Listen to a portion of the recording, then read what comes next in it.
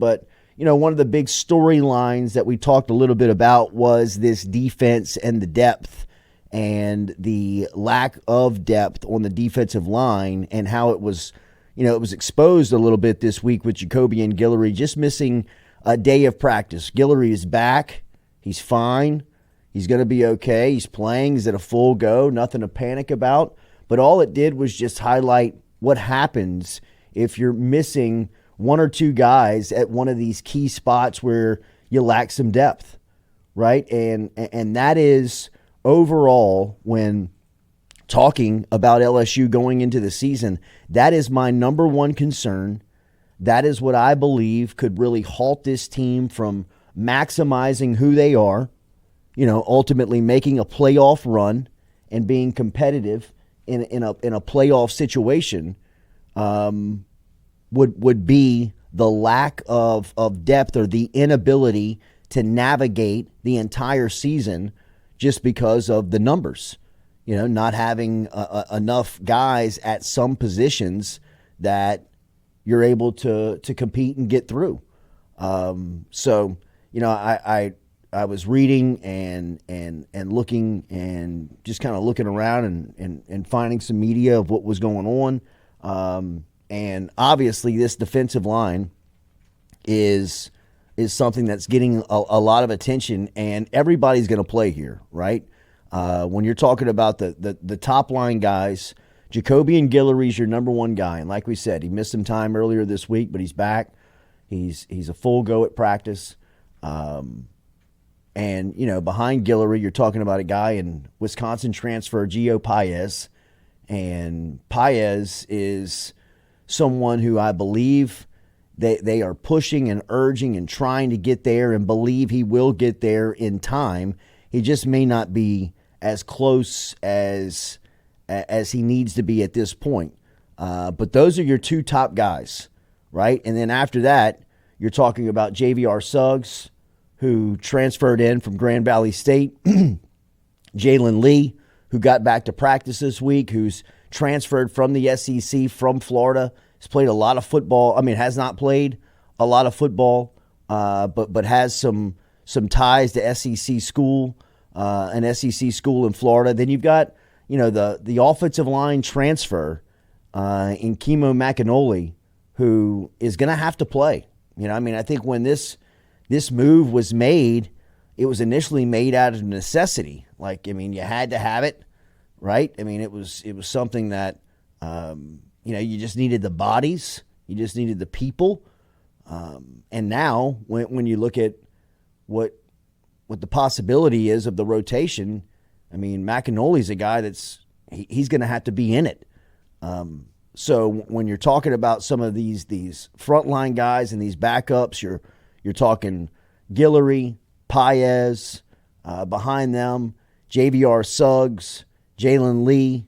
Then you're talking, guys like Shone Washington. We just mentioned Kimo Macanoli, and then the freshman, Dominic McKinley, who, I in just kind of reading and talking to some people covering the program, McKinley's going to have to play a lot of football very early on, whether he's ready or not. And I think when you look at him physically, you believe, well, yeah, he's ready.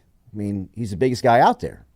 And for as much as that will help him in certain situations, it does not mean that mentally and mature-wise that he's ready to play defensive line in the SEC.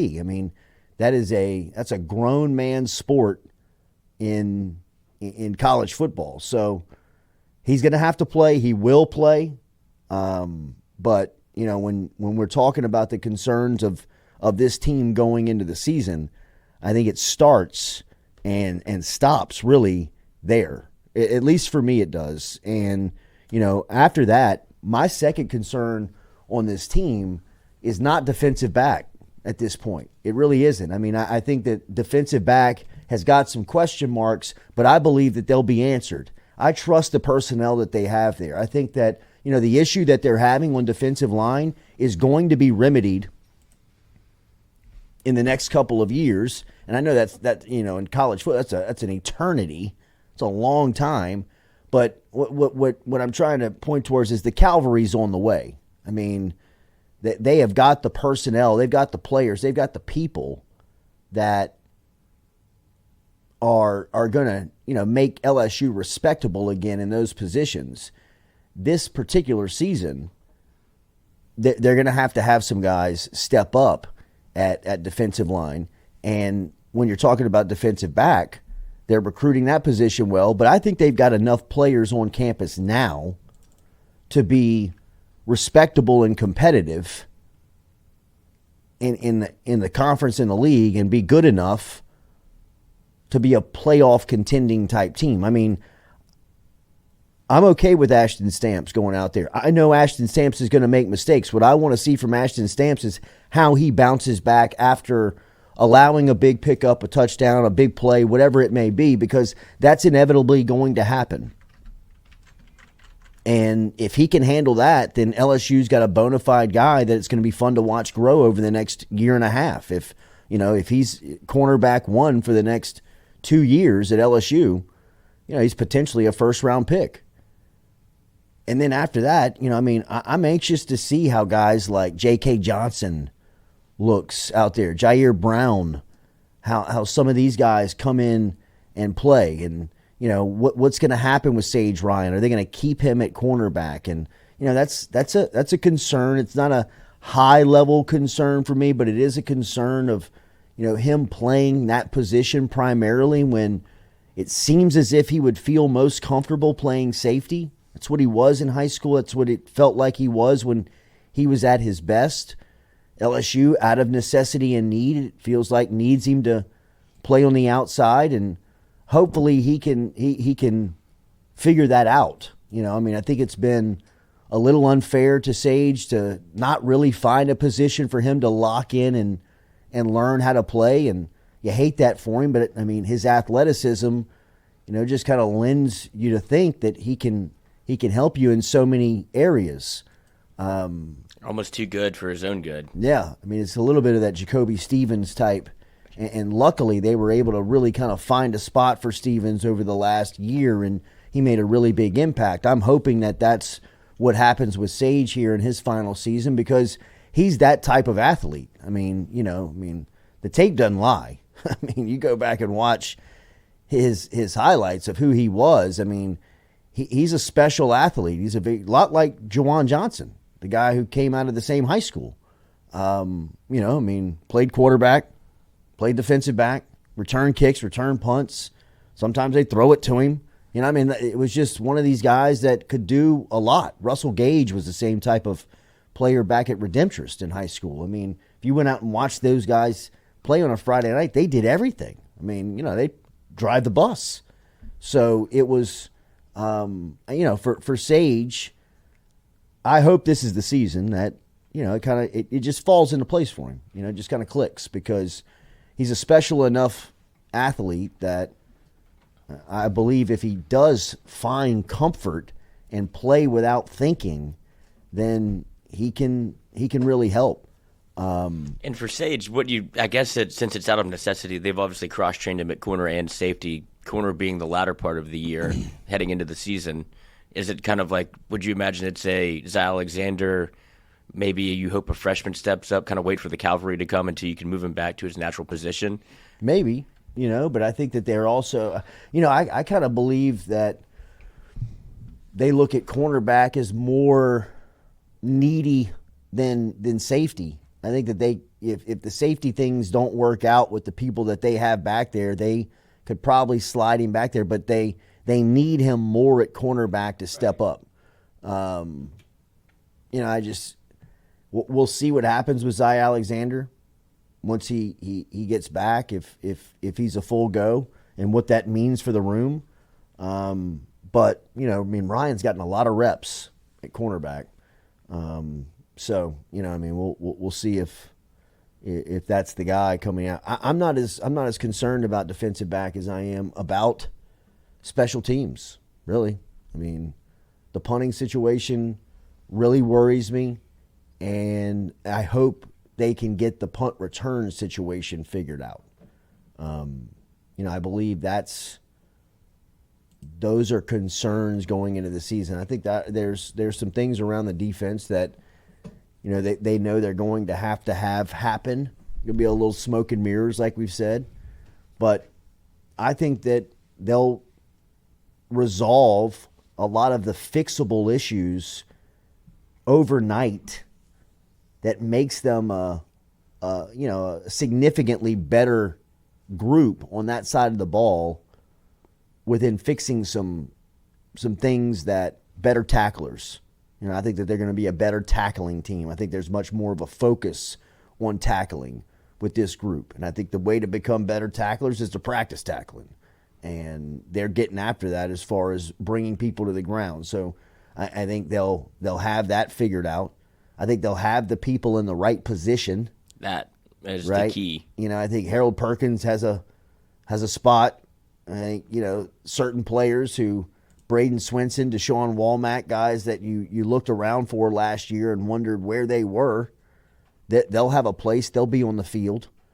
So, I think ultimately this is, easy fixable stuff that elevates the group, from the mid 100s, to the hopefully to the 60s, and then from there, you just you're gonna have to make some plays. You're gonna have to do something that you have an identity for. Getting off the field on third down, taking the ball away, creating pressure on the quarterback, whatever it is, And I think that they're going to be creative enough, and the coaching is good enough where they'll have them in the positions to make those plays. So, those are my concerns going into the season, and then looking at the schedule. Real quick before we get there, when you talk about Don McKinley, do you see? I think the career arc that they would have wanted if all things were created equal, it would have been a Mason Smith kind of freshman season trajectory where he plays in 9 games, starts 5. As opposed to let's throw him out there week 1. Remember Mason Smith, his freshman year, he played a ton. That's what I'm saying, but he didn't start until the back half of the season. But he played, and I don't know if that's what I'm asking you. Is it going to be more of we're going to have to play him? No, I think he's going to play early. I think they're going to have to put him out there just because, like we said, they're almost desperate for him in the situation of players. They don't have anybody that looks like him. Right, and I would say the same thing for Mason Smith. He didn't play in the UCLA game. Obviously got burned against McNeese. And then Mississippi State is when he played a little bit more. Auburn, then Kentucky, Florida, Ole Miss is when he got his real run of you're a starter now. Yeah. Because in that Mississippi State game, 3 tackles, Auburn 1 tackle, Kentucky 5 tackles. So that's when he was the bright spot of that Kentucky game because it was a disaster. I don't remember the rotation on defensive line that year specifically. I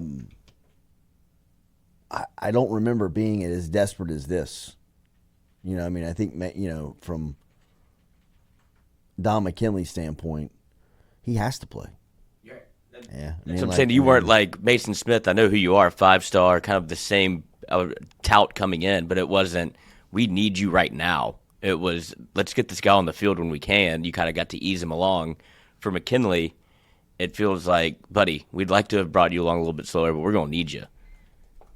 And I would say the same thing. I think Gabe Relaford is more in that situation where he's at a position where you have depth and you're going to see him flash, but not a whole lot of pressure on you. Deshaun Spears.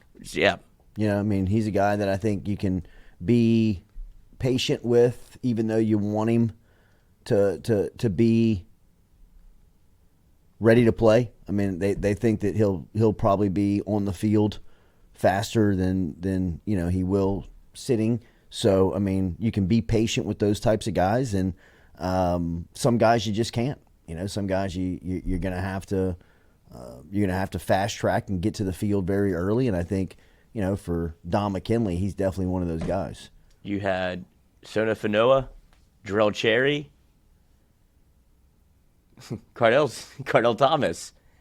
I'm trying to look at some of the defensive linemen that were coming in. Hey, Garrett Dellinger still on this team, freshman. Let's get down the list. Bryce Langston. Wow. Neil Farrell. Yeah. Joe Evans. Jacobian Guillory. Glenn Logan, Jalen Roy. So those were your two kind of stalwarts there.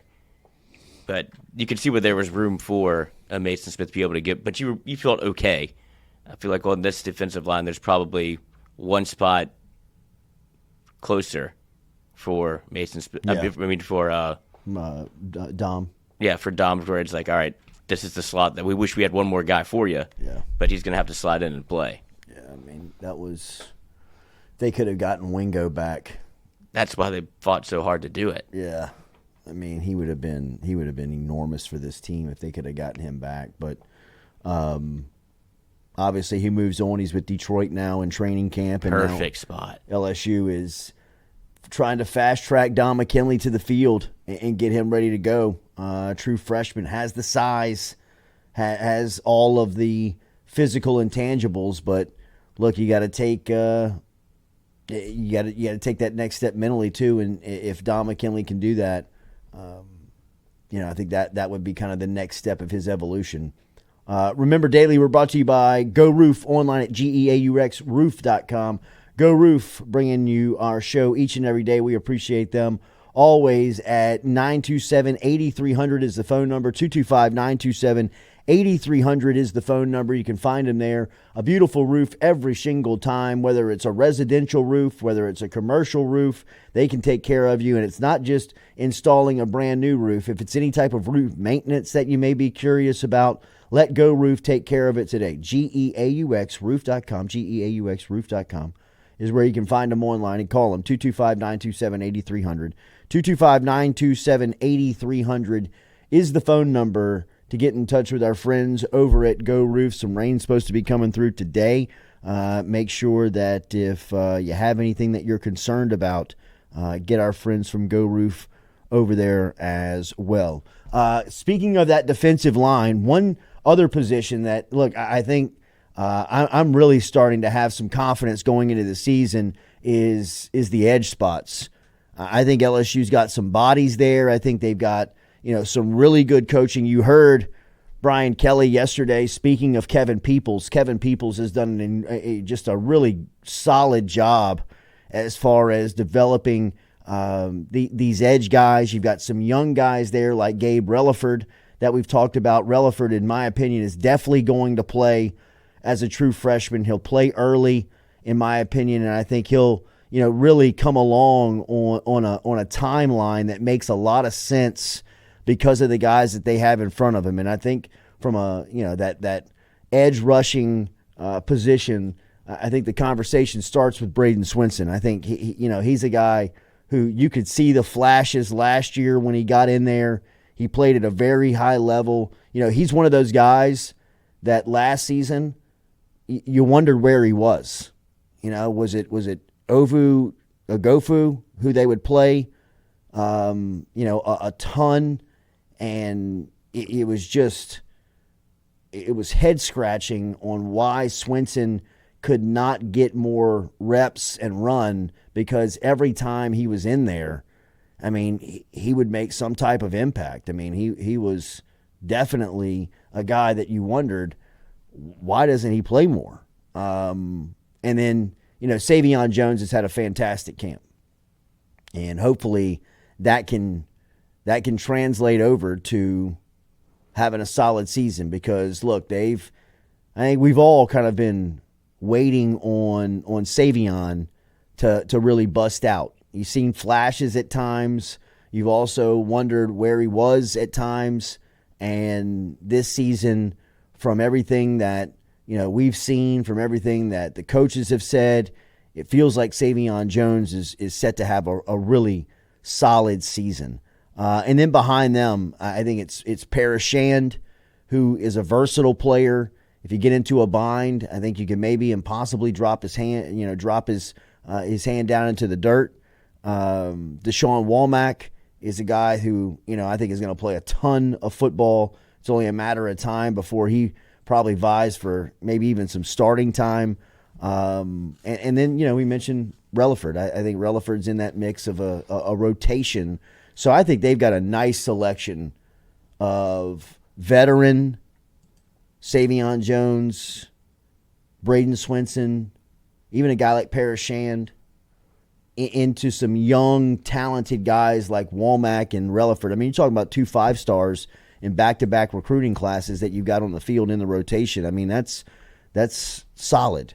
You know, I mean, 5 guys that, I mean, I would expect Relaford to get a little bit of play early on. Maybe USC. I don't know if that's too early for a true freshman at that position to step in there when you have some depth. But, you know, from everything that they've said in camp, it's obvious that they are trusting him a bit. He was a guy that was there in spring. You know, I mean, he's been there for a while. So I believe that, you know, I mean, they've got a nice rotation there on the defensive line. I think, I mean, we talked a ton about Deshaun Womack last year. I would imagine that the way that he's being talked about and what you've kind of seen in camp, don't be surprised if he's one of those third down pass rush specialist type guys, at least early on, where they bring him in.